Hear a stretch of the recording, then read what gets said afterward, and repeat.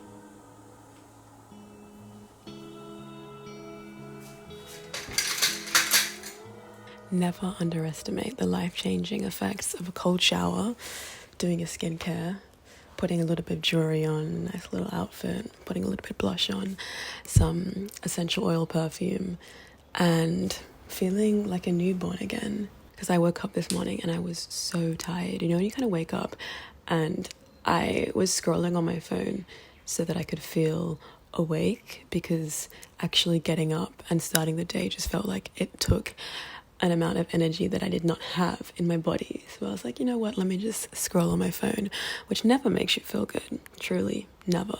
And then I went outside and tried to give myself some energy from being outside, but just still was not hitting. So I said, reset, restart, let's have a shower and get ourselves together. And now I'm feeling so much better. But I had big dreams for today. I always like to plan the day out when I go to bed at night, so I wake up feeling prepared for the day. Although my ambitions for myself last night felt like the person I woke up as today. She doesn't have the energy for the things that yesterday me thought I was going to do today. But I'm going to try. But basically, I just have all these things that I want to make today. I'm kind of treating today as like a bit of a Sunday, a bit of a reset. It's Monday, but it's the end of December, so it's whatever day you want it to be. But there are some things that I want to make today, some like staples, some essentials that I like to have around. Things like a batch of sauerkraut. I bought this huge cabbage yesterday and I love making my own sauerkraut. I just feel like it makes every meal a little bit zingier, a little bit healthier. And I want to make some pickled onions, and I would like to make some body butter to moisturize myself, because I've just been using coconut oil to moisturize at the moment, but I usually make my own body butter with like shea butter, coconut oil, essential oils. So I thought, let's make that together and I'll share my recipe. I like tried and tested this recipe. I used to sell this body butter on the small business that I had, and I like really was committed to the cause, and I tried so many different recipes to get the right like consistency. So I'll share that recipe with you. I also want to make a rosemary hair wash because I've got heaps of rosemary in the garden, and I have some rosemary essential oil as well, and it's meant to be good for hair growth, and I'm on my hair growth journey. Look how long my hair is getting. So I want to try using a rosemary hair rinse to see if it helps with the hair growth. And it just sounds like a nice ritual to have, you know, like rinsing my hair with rosemary, just like another little ritual in my life to just slow down and have more presence, and like just thanking my hair for growing, you know, the little things. And I might also make some pesto. I love having a bit of pesto in the fridge to put on top of like toast or in salads. So those are the things I want to make today. Let's see if I get around to doing all of it in my slightly tired state today. But I also think there's something nice about just pottering around the kitchen and doing these sorts of things when you are a bit tired. It's like it takes energy, but it's kind of relaxing and calming at the same time. And I'm also on this mission to try and clear out my camera roll before the start of the new year, because guys, I had 50,000 photos in my camera roll, and I was getting like digital claustrophobia. I just have these random thoughts of like, oh my God, you know, you have 50,000 photos in your camera roll. And I'm like, fuck. So I'm trying to clear it out, but it's so much effort because I have iCloud storage. And Apple has put me in jail with iCloud storage because I'm paying like $12 a month. And if I can't be bothered to clear my camera roll out, I'm literally going to be paying $12 forever. So I want to stop paying $12, but that means I need to go through all my photos and like delete things, and it's long. It's really long and it's tiring. I've been trying to clear out a year each day. So I did 2021 the other day, and I felt like I was so deep in my life in 2021. I finished deleting them all and got up and went downstairs, and I was like, wow, I feel like I just time traveled. So today I'm going to do 2022, I hope, if I get around to it. And then I want to just keep an organized camera roll in 2025. At the end of each month, I want to go through my camera roll and put things into albums and delete things and just have an organized camera roll. It's my one wish, my one dream for 2025, to have an organized camera roll. I want to be that person. I really do. And I will be that person. But now let's make food and things from scratch. I'm feeling so much better than I was this morning. Literally, cold shower and skincare. It does something. Okay, let's go and get in the kitchen. So for the sauerkraut, you need a whole cabbage. It's usually best to buy the whole cabbage because it hasn't been exposed to the air or any other elements. And then I cut my cabbage into quarters and finely slice it. I used to slice it by hand, but now I use a mandolin, which has absolutely changed the game and made it so much faster to make kraut. Adding spices is optional, but I like to toast and crush some cumin seeds, sometimes also fennel seeds, and sometimes caraway seeds. I always love to add fresh turmeric to my sauerkraut. I love the golden color it gives the sauerkraut, and turmeric is also just great for your health. There's so much turmeric growing fresh in my garden, so I always just grate it fresh, but you can also use powdered turmeric if you don't have fresh turmeric. And now it's time for the maths. So you need to weigh your cabbage to know how much salt to add. You add 2% of salt to every kilo of cabbage. So weigh your cabbage, get the weight, and then multiply that figure by 0.02. And then add your salt over your cabbage. And this step in adding the salt, it helps draw water out of the cabbage to create the brine, and the salty brine creates an environment where the bad bacteria can't thrive, but the good bacteria, which we need for the fermentation, it can flourish. And then we squeeze the cabbage with the salt and the spices to draw out the moisture from the cabbage and get everything fully combined.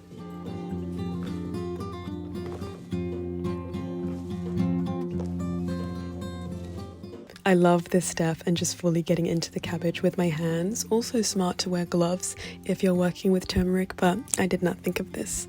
And once there's a decent amount of brine, you can add your sauerkraut to a jar. You don't necessarily need to sterilize the jars, but just wash them thoroughly with hot water and soap, and then rinse them and let them air dry.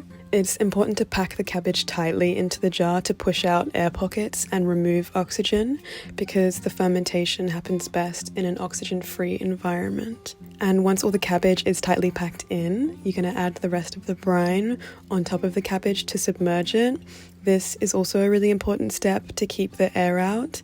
And then at the end, you can use one of the outer cabbage leaves and put it on top just to keep it all submerged. And then it's finished, and it usually takes about, I've had anywhere between like 1 to 4 weeks depending on the temperature. Like if it's hotter, it's going to ferment faster. If it's cooler, it's going to take longer. But it's just such a fun little thing to have on the counter, and it always becomes like a little pet for me whilst it's fermenting. I go and check on it and see the bubbles, and it's just fun to see it transforming day after day.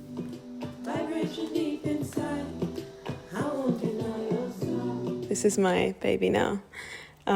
This video is sponsored by Skillshare, and Skillshare is such a great place to learn about all things fermenting and cooking, DIY at home projects. They actually have a great class on fermenting, which runs through different recipes like fermented garlic carrots and crispy dill pickles. They also explain the fermentation process more in depth and give you a lot of tips and tricks. Skillshare is the largest online learning community for creatives, and they offer thousands of classes across so many different topics, from things like photography to film, editing, marketing, sketching, painting, cooking, literally anything creative. You can find a class on Skillshare for it. If you have a New Year goal for starting a new creative practice, or you have a craft that you want to build on and develop, Skillshare is the perfect place to do so. The first 500 people to use the link in my description will get a month's free trial to Skillshare. So you can get started today with that link, and thank you to Skillshare for partnering with me.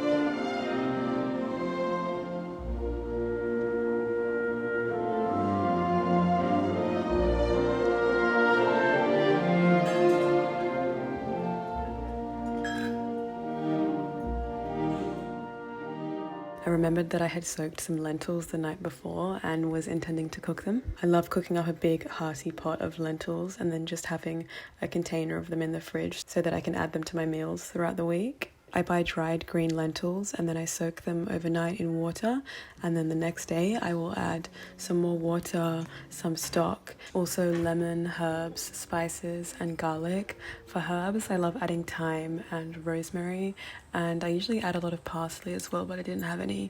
And for spices, I like to add cumin seeds, a few fennel seeds, and sometimes I also add like curry powder or turmeric. Just play around and see what you like. And I just let them simmer on the stove and taste them throughout to see if I need to add any more salt, any more lemon. I love cooking my lentils like this, and I think that it's incomparable to tinned lentils, and it doesn't take too much effort. You just have to leave it on the stove and let them cook, and then you've got yummy lentils throughout the week. A success so far, and my lentils are finished. I'm checking things off the list. Sauerkraut, check. Pickled onion, not carrots. There's so many things on my list. I think it's time for a rest. It's time for a break. It feels so good to get things done though, like when you assign yourself a task and then you tick it off. The dopamine of getting shit done does hit, I have to say.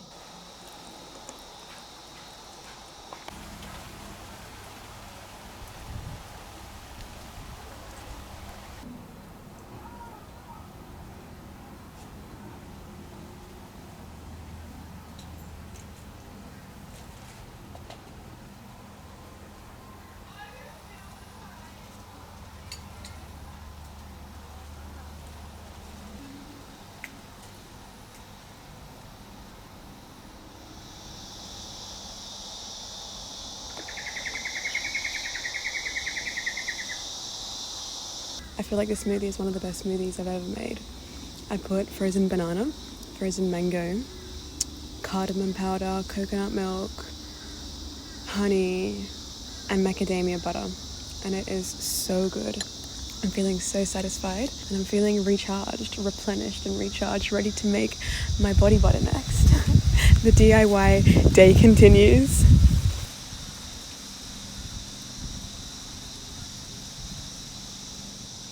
This is my recipe for the body butter. So that's what I'm gonna make now.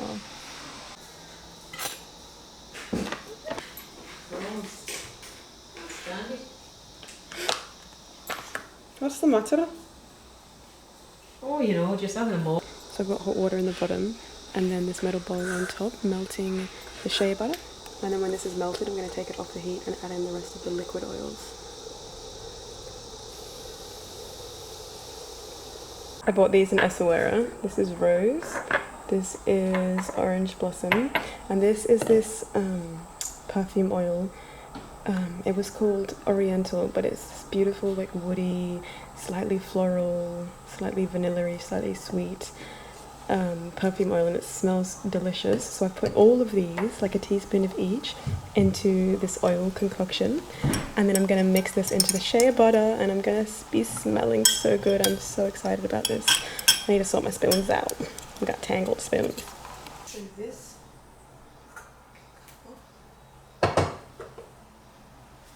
And then I'm adding the liquid oils into the shea butter.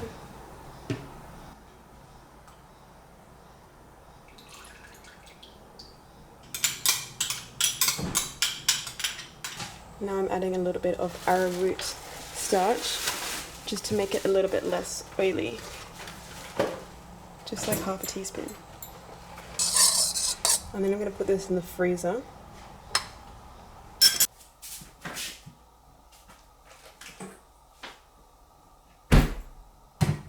So once it's frozen around the edges and then like melted in the middle, then we take it out of the freezer.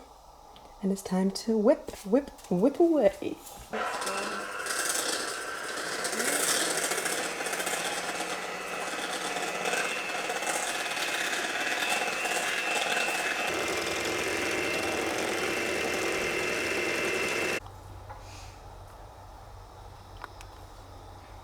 Looks like whipped cream.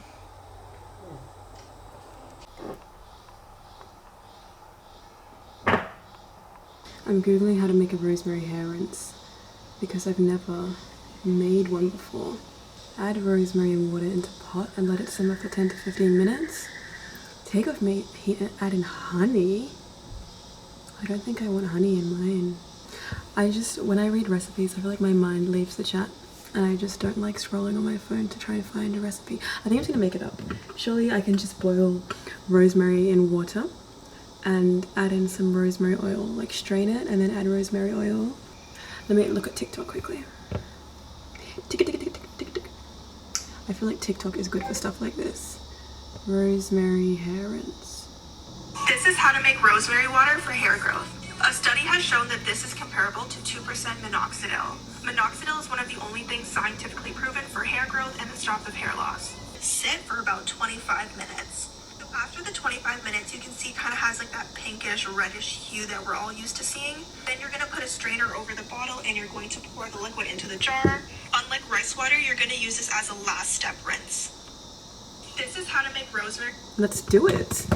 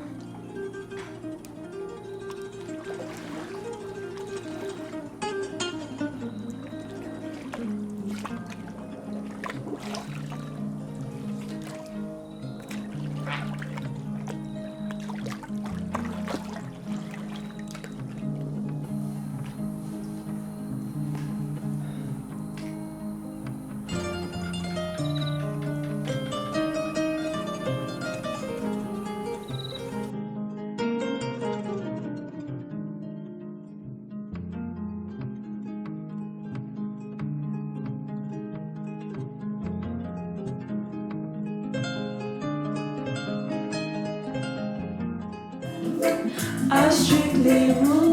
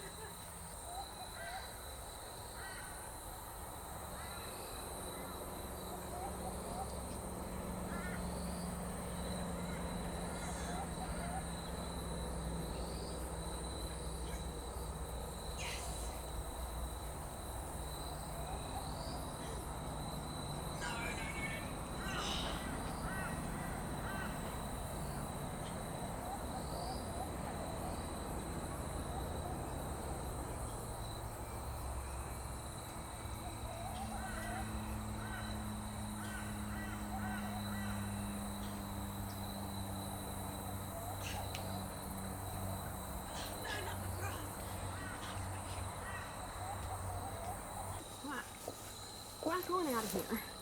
Quack on out of here, Mr. Turkey.